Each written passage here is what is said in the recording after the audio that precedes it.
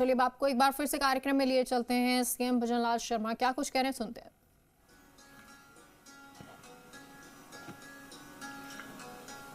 सभी को नमस्कार। आज के इस हरियाणा और राजस्थान पर्यावरण कॉन्क्लेव में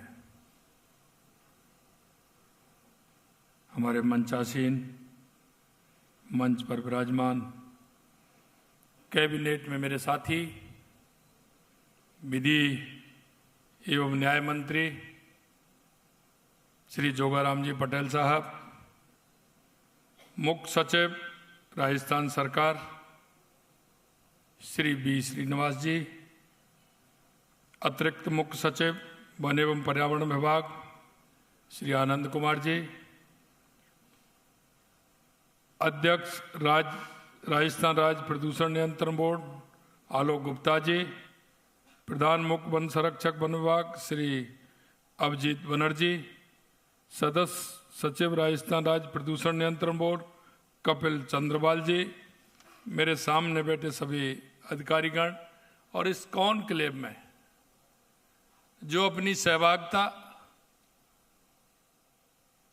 निभाने के लिए और पर्यावरण को सुरक्षित रखने के लिए आए मेरे सभी भाई और बहनों, सबसे पहले मैं आप सभी का वंदन करता हूं, अभिनंदन करता हूं। आप सभी को मैं नमस्कार करता हूं। मित्रों, आज हम एक ऐसे विषय पर कॉन्क्लेव में शामिल हुए हैं कि जो अपने आप में अगर इसके प्रति कोई सोचता है, कोई विचार भी रखता है, तो निश्चित रूप से वो प्रकृति प्रेमी है। वो अपनी प्रकृति को प्रेम करता है। और ऐसे मौके पर आप सभी आए हैं, मुझे पता है कहीं ना कहीं आपका जुड़ाव है, और जुड़ाव होने के कारण आप अपना योगदान उसमें दे रहे होंगे। योगदान के साथ साथ हो सकता है कई बातों के बारे में हमें जानकारी है भी, कई के भी नहीं भी होगी, लेकिन आने वाले समय के लिए इस प्रकृति को हम सुरक्षित करके जाएं, ये निश्चित रूप से आपके मन में ललक होगी। मैं ये सारी बातें आपको इसलिए कहना चाहता हूं कि इसके बारे में सोचने के लिए, क्योंकि जिनको आवश्यकता है, सभी को आवश्यकता है, लेकिन सोचने के लिए हम कितना समय निकालते हैं, उस पर विचार करके हम कितना अमल में लाते हैं, अमल में ला करके हम उसको, हमारी बात को कितने लोगों तक पहुंचाते हैं, आज आवश्यक है। मैं देख रहा था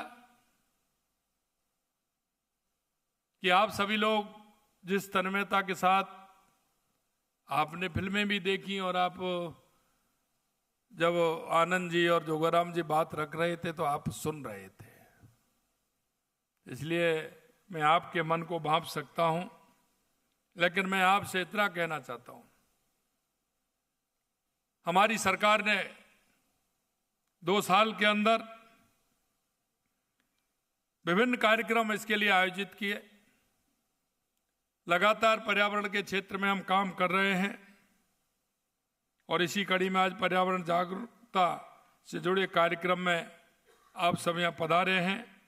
इस कार्यक्रम का प्रमुख उद्देश्य पर्यावरण संरक्षण और आम जन को, जैसा मैंने कहा, जागरूक करना, ये हमारा बहुत बड़ा काम होता है। क्योंकि आपने देखा है कि हमारा पर्यावरण हर व्यक्ति के जीवन के लिए कितना आवश्यक है, क्योंकि हमारा जीवन इसी से चलता है।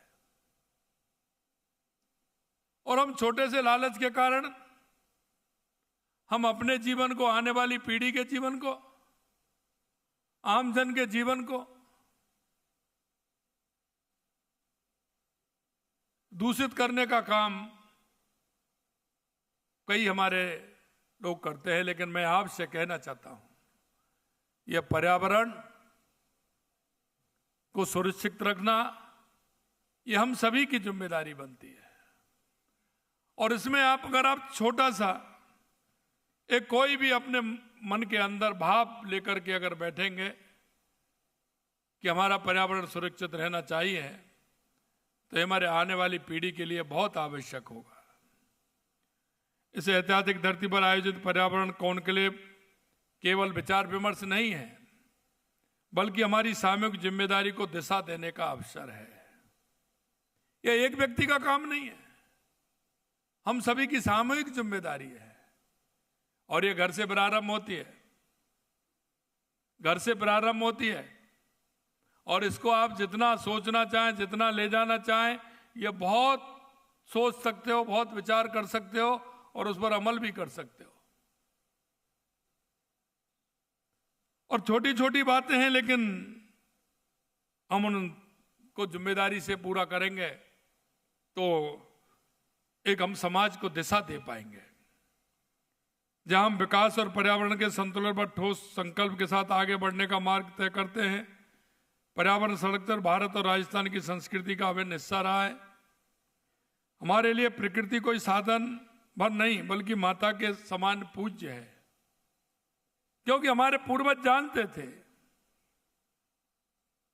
कि पर्यावरण के बिना कुछ नहीं है। इसलिए उन्होंने कानून नहीं बनाया, उन्होंने एक अवधारणा बनाया। अगर कानून बनते हैं तो कानून पर पालन कराने के लिए कोई दूसरी शक्ति लगानी पड़ती है, लेकिन जब समाज की अवधारणा बनती है तो उसके लिए वो हमेशा के लिए चिरस्थायी हो जाती है। क्योंकि हमारे पूर्वजों ने जिस तरह का एक आंकलन किया है, क्योंकि हम पहाड़ों को भी पूजते हैं, हम वृक्षों को भी पूजते हैं, हम नदियों को भी पूजते हैं, हम धरती माता को भी पूजते हैं। हम अगर आप देखोगे तो सुबह सुबह सूर्य भगवान को भी जल चढ़ाते हैं कि नहीं चढ़ाते हैं। ये आप अगर परिदृश्य देखोगे तो कई देश तो अब आए हैं, लेकिन हमारे पूर्वजों ने कितने पहले से इस पर्यावरण को सुरक्षित रखने के लिए काम किया है।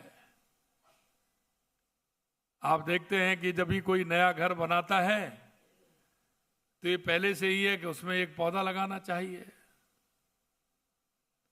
नया घर बनता है तो उसमें पौधा लगाते हैं।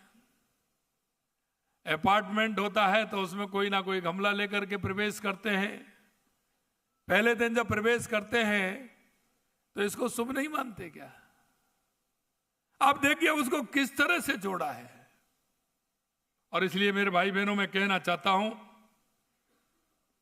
कि आप अगर देखोगे तो वृक्ष हमारे जीवन दाता हैं, नदियां हमारी जीवन दाता हैं, वृक्षों में देवताओं का वास माना जाता है। और अनुभव करोगे तो माना ही जाता नहीं है, इसको कोई झुठला नहीं सकता। पानी के बिन कोई जीवित नहीं रह सकता, ऑक्सीजन के बिना कोई जीवित नहीं रह सकता। अगर हमारा पर्यावरण सुरक्षित रहेगा तो हमारा जीवन भी सुरक्षित रहेगा। शायद आप